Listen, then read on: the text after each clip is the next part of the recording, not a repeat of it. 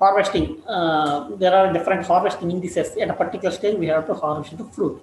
So when we harvest the fruits, so cucumber, when the skin color turns dark green. In muskmelon, there are two in muskmelon: full sleep stage and half sleep stage. In full sleep stage we harvest for local market, and for half sleep stage we harvest for the long distance market. In case of watermelon, when you tap the watermelon, it produces dull sound and the tendrils dry, and the ground spot where the watermelon fruit touches the ground, that turns to yellow. These are the harvesting of watermelon. These are important. Watermelon harvesting mixes are very, very important. Bottle gourd, if you pierce the fruit with nail, no, if it goes easily, you can harvest it. No, it was better got pumpkin, pea, French bean, dolichos, bean. Tomato, here again, the red ripe fruits are harvested for local market and processing. Mature green and pink color fruits are harvested for long distance market and storage. And harvesting, what are the harvesting indices? And the important harvesting indices are for onion. So when the next fall stage, when the leaves start turning yellow and becomes dry and falling of the leaves, there is an important harvesting indices for Rabi onion. Next fall is the harvesting indices of Rabi onion. In case of Kharif onion, there is no next fall. Rabi onion only falls in next. Kharif onion, next fall is not there. And in case of green onion, when the plant, we can cut the shoots of the green onion when they are ready. So carrot, the size of the root is 2 to 4 centimeter, and beetroot 3 to 5 centimeter, turnip 5 to 7.5 centimeter, sweet potato, cassava. Here it is important, elephant futium. Again, in elephant futium also next fall is there. The above ground pseudo stem falls down in elephant futium at the time of maturity. And you can observe, if the soil is dry, you can observe cracks on the soil near the plant base. So cracks on the soil near the plant base is an harvesting indicator of elephant futium. This was a previous question. So likewise for other crops also you can see. Grading, tomato fruits are having 4 grades based on the shape and color: super A, super, fancy, and commercial. In case of potato, grading is done based on size and based on purpose. For based on size, it's small, less than 25 grams, medium 20 to 25 to 50 grams, large 50 to 75 grams, and extra large greater than 75 grams. And based on purpose, for dehydration, the tuber should have 3 centimeter diameter. For making French fries, the tuber should have 5 centimeter diameter. For chips, 4 to 6 centimeter diameter, and for canning, 3 to 5 centimeter diameter. And storage temperatures, you can read the storage temperature, but here I will tell about one thing. Potato, table means for edible purpose, the making curry and some other thing. Table potato can be stored at low temperature 2.2 to 3.3 degrees centigrade. For the processing, potato should not be stored at low temperatures, because at low temperatures there is a conversion of starch into sugars. So if low temperature starches are converted into sugar, and you use that tuber for making the chips or French fries something, the burning sugars will burn and that charring will happen. So the processing potato is stored at 10 to 12 degrees centigrade. Table potato is stored at 2.2 to 3.3 degrees centigrade. This difference you observe. So there are physiological disorders. When certain external weather conditions are changing, the plants also change their behavior. So when the behavior of the plant is not in the favor of humans or in favor of the plant, that we call them a disorder. So there are different physiological disorders in potato: black rot, halo rot. Greening is due to exposure to sunlight, and bleaching due to low temperature storage. And the black rot is due to suboxidation condition, that means reduced oxygen condition in the storage. In tomato, very important question: rosamine rot is due to calcium deficiency, fruit cracking is due to boron deficiency, puffiness, improper pollination, fertilization, cat face, blotchy lighting, potassium deficiency. So you can read about the physiological disorders and their cause. I will provide you my slides, and you can get it from any book also. So P, the marshy spot of P is due to manganese deficiency, and in French bean, the transverse spot cracking is due to less soil moisture condition. And cauliflower, we have a lot of disorders in cauliflower: buttoning, riciness, fudginess, and cabbage, radish. The pithiness in radish is due to excess NPK, and apportion is due to boron deficiency. Carrot, cavity spot is due to calcium deficiency. Cavity spot, calcium deficiency. That you can easily remember. beetroot, boron deficiency, hot rot, turnip, onion. So you can read these table. So actually, pre-harvest sprayings, no, for including the especially the onion and the potato, where there is a problem of the sprouting in the storage, you can delay the sprouting in the storage by spraying these chemicals. In case of onion, if you spray malic hydrate 2,500 ppm 15 days before harvest, and malic hydrate 300 ppm 3 weeks before harvest with garlics, and in case of potato, 15 days before harvest. This can inhibit the sprouting in storage, uh, but this malt hydrogen is a banned chemical nowadays. But I don't know what are the updates regarding this area. But malic hydrogen is a banned chemical. And dusting of lime at the cut surface of the leaf blade during harvesting effectively reduces the black mold in onion. So curing is an important post-harvest operation in case of onion and tuber crops because they are because they have the edible portion in the below the ground. So during the harvesting time, the tubers and the bulbs tend to get damaged. So when they get damaged, automatically the secondary infection will be there and the deterioration will occur.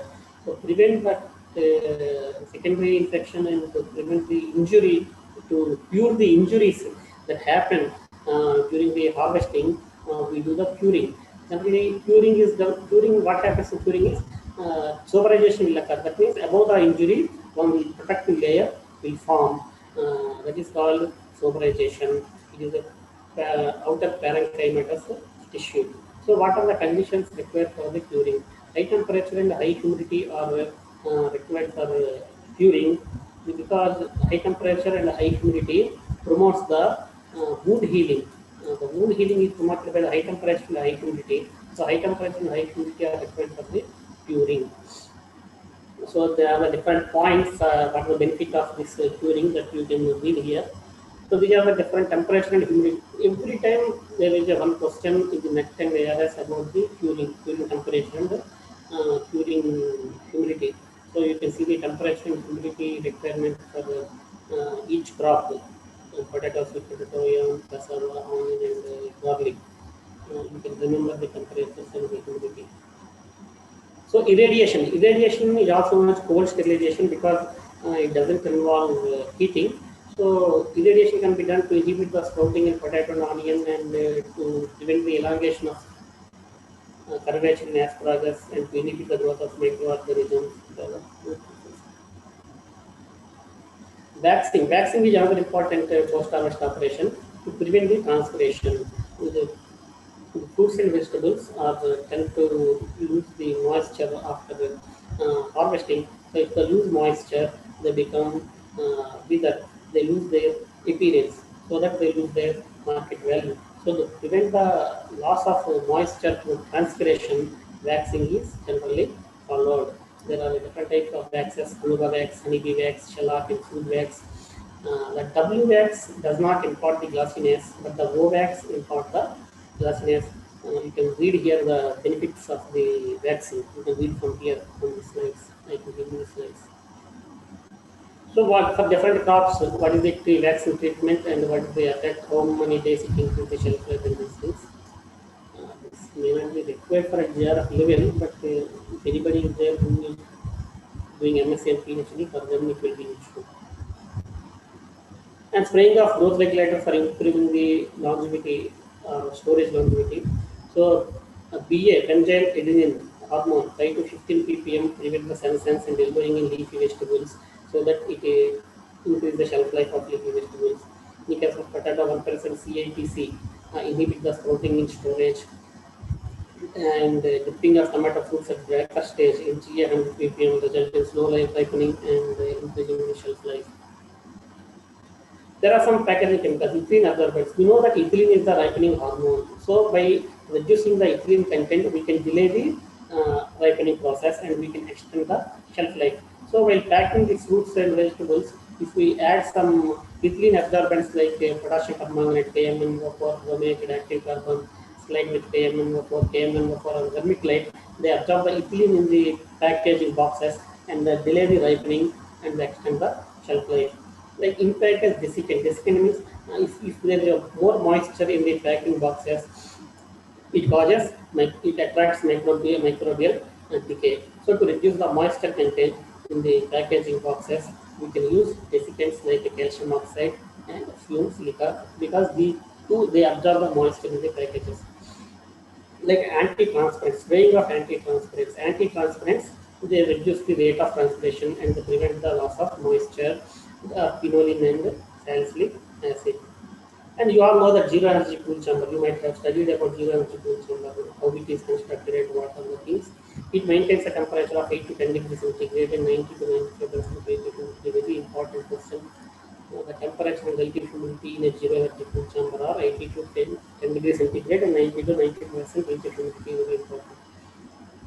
So control or modified atmospheric storage. Generally in storage houses, by modifying the atmosphere gases concentration, we can increase the shelf life. What happens?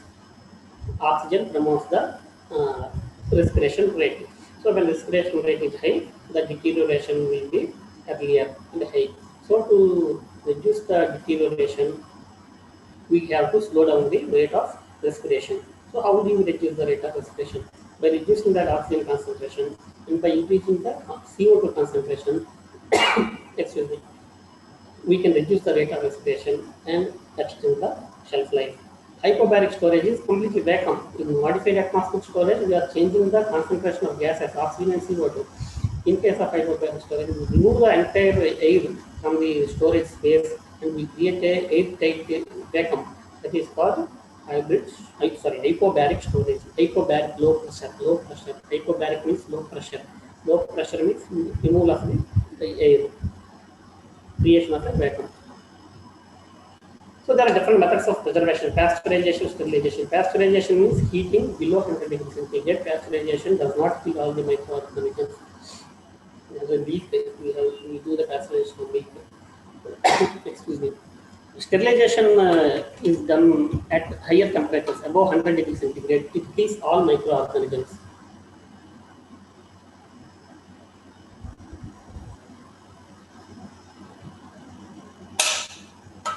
There are different types of storages and their temperature.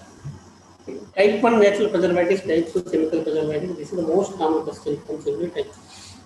The type 1 natural preservatives are sugar, brine solution. Brine solution means 2% salt, NaCl, spices and condiments, or organic acids like vinegar, citric and lactic acid. Vinegar is the 2% acetic acid.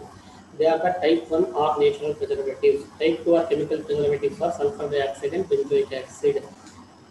You can expect this question every time. What are the which are the following is type 1 preservative and which are the following is type 2 preservative? So for different products, what is the concentration of asphalt and benzoic acid I have given here. As a general rule, preservatives are not used for the onion, garlic, leek, chilies, and herbs because already they have certain chemical compounds in them that prevent the microbial deterioration. So generally, we do not use preservatives for these crops: onion, garlic, leek, chilies, and herbs. Sometimes if we use of these chemicals, they change the flavor and other properties of the crops also. That's what that reason also we do not use. These chemicals using of this sulfur dioxide and benzoic acid may change the properties of this onion, garlic, leek related to in respect of their flavor and the taste. So that's why also we do not use these sulfur and benzoic acid for these crops. So the antibacterial action of benzoic acid increases in the presence of CO2 and the sulfur dioxide generally it is available in the KMS. Sulfur dioxide KMS we do not use for the colored products like tomato sauce and ketchup. We do not use KMS as a preservative because it bleaches the color of the sauce or ketchup. So we do not use for colored products. We do not use KMS. And drying or dehydration is another type of preservation because by removing the moisture content, we can store the produce for a longer time. Because presence of the high moisture content attracts the microbial deterioration. So by removing the moisture from the food products, we can increase their shelf life. So vegetables are generally dried at a temperature of 60 to 66 degrees centigrade, and they are dried to a moisture content of 60 to 80%. Generally, they have high moisture content of 80 to 90%. We have to reduce the moisture content to 68%. We do not reduce the moisture content below this level because if you remove the moisture completely, it changes it deserts the product and the fresh appearance and will lose. So after moisture content of 6 to 8% will maintain in case of vegetables, and the drying temperature is 60 to 66 degrees centigrade. But fruits it is different. You need to differ for fruits. What is the drying temperature and what is the moisture content of the fruits for storage? What I forgot, but it is different for fruits. I think this temperature and moisture level. Please go through it and see. Canning is an important preservation method where the foods are hermetically sealed in containers, sterilizing them by heat. You may be knowing the procedure of the canning. And blanching, this blanching is different. Blanching is a special heat treatment to inactivate enzymes like catalase and peroxidase. By boiling the products at high temperature for less time, by boiling the products at high temperature in less time, we inactivate certain enzymes like catalase and peroxidase. This is one of the preservation. This blanching is different from the field blanching. In field, in case of asparagus, celery, and leek, we do blanching to preserve their flavor and tenderness, to prevent them the exposure to sunlight. That blanching is different, and here in post harvest technology, this blanching is different. Don't get confused.